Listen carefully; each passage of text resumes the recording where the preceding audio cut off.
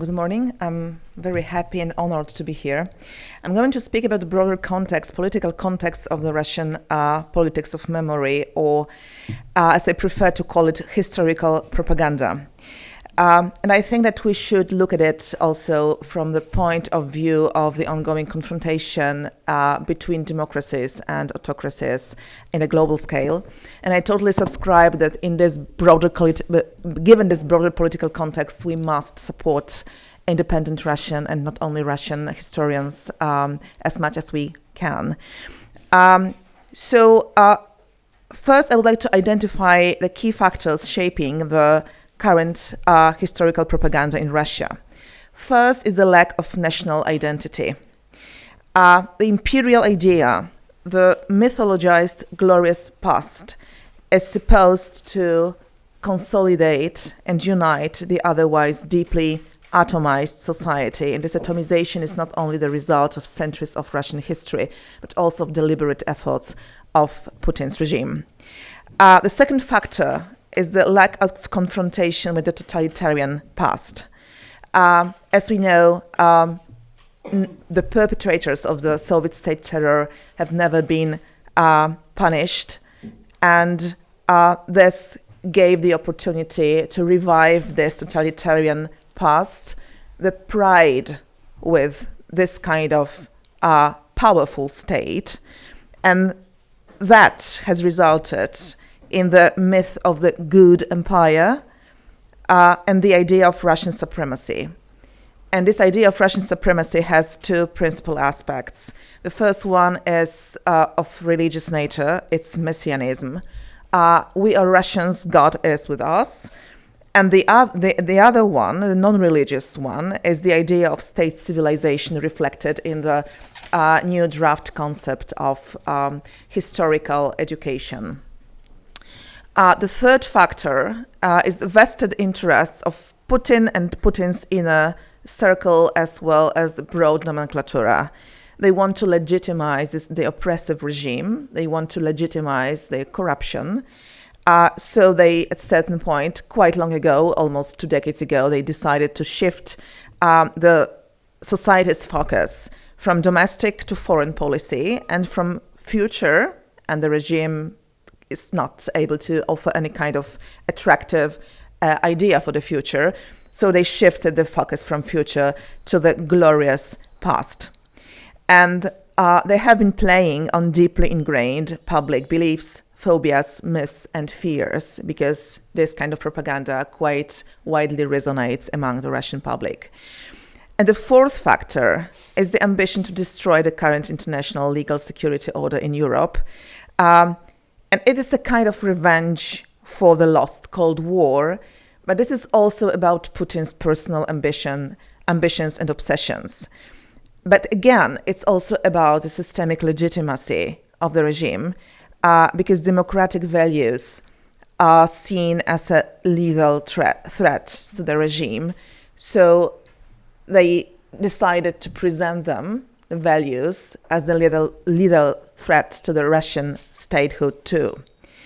I would also say that imperial expansion is supposed to be a means to avoid domestic implosion, given a myriad of domestic political, economic, and social problems. And a very important point, a very specific vision of history, especially the topic of the Great Patriotic War. It's not only about reviving the memory, the distorted memory of this war, but it's basically about a sort of historical reenactment. I mean, the Kremlin wants Russians to live within the Great Patriotic War again and fight against the so-called Nazism again. And this is an ongoing, I would say, Orwellian battle against the West and hostile democratic values. Memory politics, historical propaganda, is also a part of two domestic political trends that have been developing very quickly recently. And it serves the consolidation of these trends. So these are neo-totalitarianism and neo-fascism, basically the wrapping and the content. Neo-totalitarianism is about indoctrination, censorship, and repression that have been growing exponentially during the recent years since the full-scale invasion started. It's about imposing one canonical history narratives in textbooks, in schools.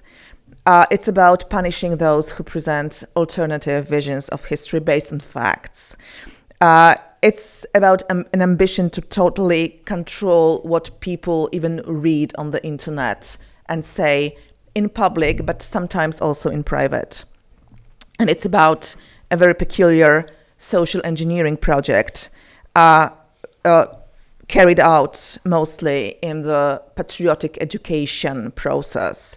It's about raising new generations in the cult of certain anti-values promoted by the Putin's regime. And it's about seeing history as a part of cognitive warfare against the West. What about the neo-fascism, wrapped as neo-Sovietism? It's one of the paradoxes. I don't have enough time to explain it right now, but the fight against Nazism, the fight against fascism is used by the regime that promotes, in fact, fascist ideas and fascist anti-values. The most dangerous and the most worrying idea promoted by Putin's regime is the idea of national rebirth and moral healing through war. And this is based on the Great Patriotic War myth, the fight against Nazism, but also the current war, the so-called special military operation, has already become a part of the great Russian history, and the current war is presented in school history textbooks as part of a history, but also at the same time as a part of a contemporary eternal war. So this is how Russians are supposed to live in this historical reenactment. It's about the cult of strongman's rule, glorification of strong leaders, appreciation of Stalin. Historical propaganda and history education in schools are based on anti-intellectualism, on this idea of Russian supremacy that I have already mentioned. And there is also a lot of newspeak about history. I mean, using words contrary to their primary meanings, about lies, about manipulations, about the reversal of terms and notions. And this is also a cult of the death on the battlefield that is imposed and instilled already in 6 or 5-year-old children in kindergartens. I can't say, frankly, how society will react at the end of the day to these Kremlin's ambitions.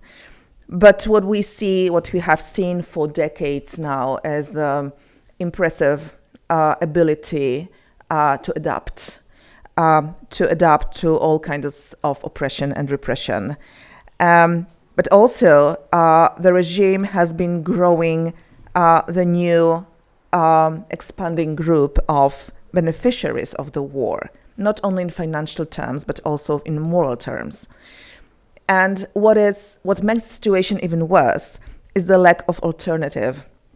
And this is why we must support all fact-based historical narratives and the work and research of independent historians. What are the consequences for Europe? I would say that the picture is quite bleak, because this type of bellicose regime didn't emerge overnight, as we know, and the West was feeding it and appeasing it for decades. Now, with the current policy of growing censorship, indoctrination, and propaganda, I think that the threat for the European security order will be here for decades again, and it will remain unless a fundamental political change takes place in Russia, which seems unrealistic as of today. Unless Russians reject the imperial project, the aggressive militarism, and unless they see it as compromised for good, as something that simply can't and doesn't work, all future Russian leaders will always press this button because that would be the easiest way to mobilize society around the flag in the conditions of deeply organically corrupt and oppressive regime. What can we do to compromise this kind of bellicose project? Russia's defeat in Ukraine, or a series of minor defeats or one large defeat. So logically, we must support Ukraine and provide it with all kinds of super advanced weapons to just stop this war on Ukrainian terms. Deep economic crisis in Russia. Russians must see that they will pay increasingly for Putin's ambitions, but also they will pay increasingly for their own ambition or their lack of protest against this kind of regime that formed in Russia decades ago. Because it's not only Putin's war, it's Russia's war in a sense that all Russians, or a large part of Russian society, bears this responsibility for allowing Putin to consolidate his power, his oppressive and aggressive power throughout decades. But we also need to think about how to deal with this lack of confrontation with the past and the present. And I mean the tribunal to try Russian war crimes. Unfortunately, neither of the two tribunals created so far can try Putin in absentia, for example, which would be a huge blow to his international image and domestic image. Given the sad experience of Germany, I think that the fascization or the imperialization of Russia would take even a longer time than in Germany. And it would need the entire system of education and memory politics to be changed and rebuilt from scratch. It doesn't seem realistic. So unfortunately, we should be prepared for decades-long policy of deterring Russia. But the flip side or the bright side of this is that we can still support those anti-regime and anti-war groups, mostly in exile, but also in Russia, who try to still do something positive. Thank you very much. Thank you, Maria. Stay there for a moment. Yeah. Thank you so much, Maria. Maybe just a follow-up question from my side straight away. I mean, you already mentioned some of the consequences for the European Union and European Union countries. Well, actually, naming those is rather bleak. My question would be, how do you see this, historic narratives and historic propaganda being put forward here within the European context? Is it through direct Russian propaganda in media and social media? Is it the populist parties? Is it support of particular movements within Europe? Maybe if you could give us kind of a mapping of those activities, that would be useful. Oh, okay. How many hours do I have? No, I'm kidding. 1 minute. I'm kidding. Well, I think that the most destructive aspect of Russian propaganda focused around history and disinformation focused around history is not even to convince to certain Russian point of view or a narrative. It's about sowing doubt, distrust. It's about total whataboutism and relativism and symmetrism. So, okay, maybe we're not right, but others are not right too. And also Russia is building and playing on a sort of imperial and colonial thinking that is, again, deeply ingrained in the West about Russia, Ukraine, and our region in general. So what we see is still the Russia-centered academic research in the West. I mean, it needs time for the Western researchers and academics to redefine their own thinking and admitting that Ukraine as a is a full-fledged nation with a full-fledged culture and language and identity, and it's not a part of Russia. It's not even sort of a one nation with Russians, because it's something that Ukrainians are strongly opposed against, and they are building their strong national identity against Russia and this imperial idea. So I think that It's also about sowing distrust towards our governments that stand with Ukraine. And above all, the overarching goal is to make the existing divisions in democratic societies even deeper, because the general, I would say, one of the key points, one of the key assumptions in the Russian strategic culture is that if they can destroy the West using cheap methods and not expensive methods like sending tanks, they would always choose cheap methods like disinformation, propaganda, provocations, sabotage, and all kinds of active measures. And destroying democracy as an idea in the heads of people, in their minds, in their hearts, is one of these active measures, being a part of a broader ongoing war against the West. Thank you. Thank you, Maria.